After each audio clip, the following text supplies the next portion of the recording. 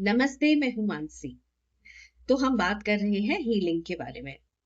तो हीलिंग कहाँ से शुरू होती है?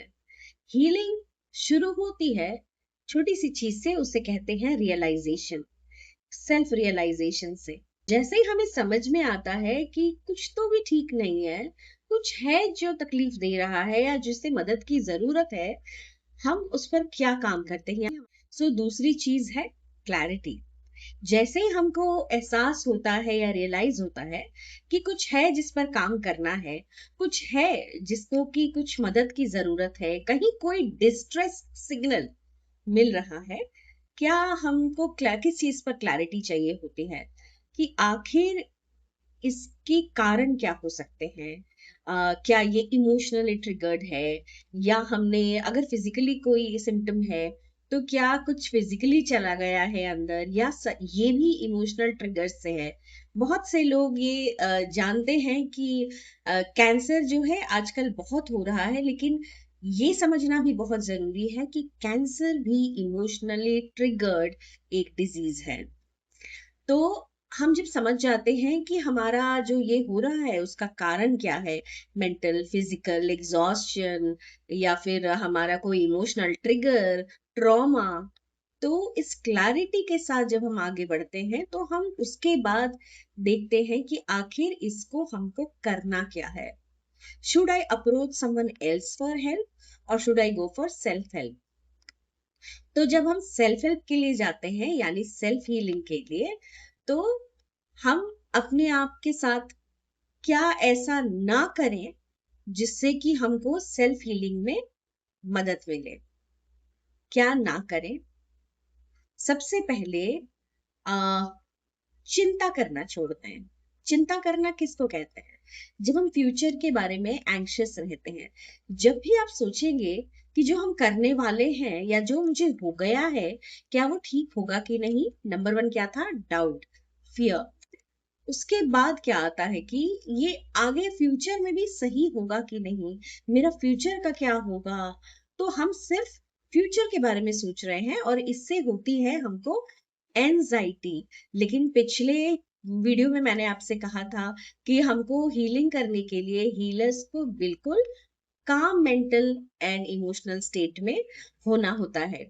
तो सबसे पहले हमको फ्यूचर के बारे में सोचना बंद करना होगा, प्रेजेंट पर ध्यान देने की जरूरत है।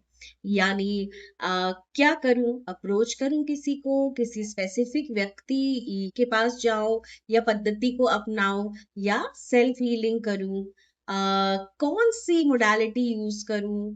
तो ये सारी चीजें जो है ये प्रेजेंट में आपको सोचनी है और स्ट्रेटेजिकली प्लान करनी है अपने लिए।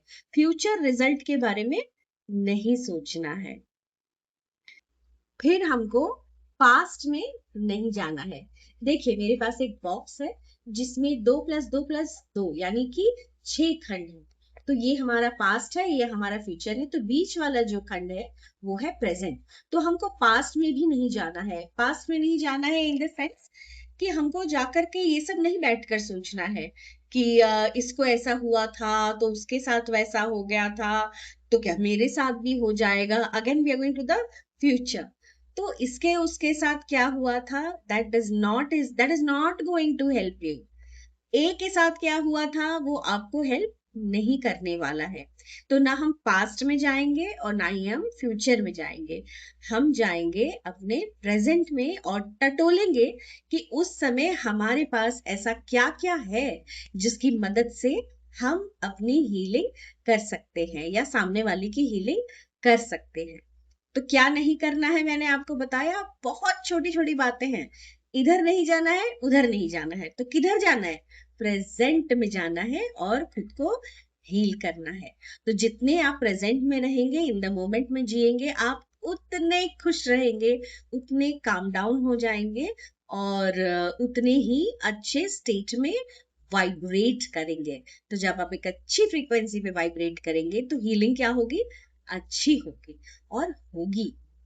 और ऐसा कुछ भी नहीं है जिसको हम हील नहीं कर सकते हैं। थोड़ा ज्यादा कह दिया मैंने। हाँ, कुछ चीजें हैं जिसे हम हील नहीं कर सकते हैं, लेकिन उन चीजों को हम जो है एक फ्रीक्वेंसी पे लाके छोड़ सकते हैं, ताकि जिंदगी जो है आगे कट जाए। उसमें किसी अपने को खो देने का तकलीफ जो होता है, ग्रीफ, ग्रीफ को हील करना बहुत मुश्किल है, लेकिन ग्रीफ का भी एक प्रोसेस है। अगर आप जानना चाहते हैं कि ग्रीफ से ग्रीविंग लोग जो होते हैं, जो बिल्कुल ही डिप्रेशन में चले जाते हैं, या ग्रीफ किसी पर इतना ज्यादा अटैक कर देता है कि वो कुछ सोच नहीं पाता है, तो आप उसके लिए क्या कर सकते हैं, तो नीचे कमेंट कीजिए, मैं ग्रीफ पर भी एक वीडियो बनाकर डालूंगी।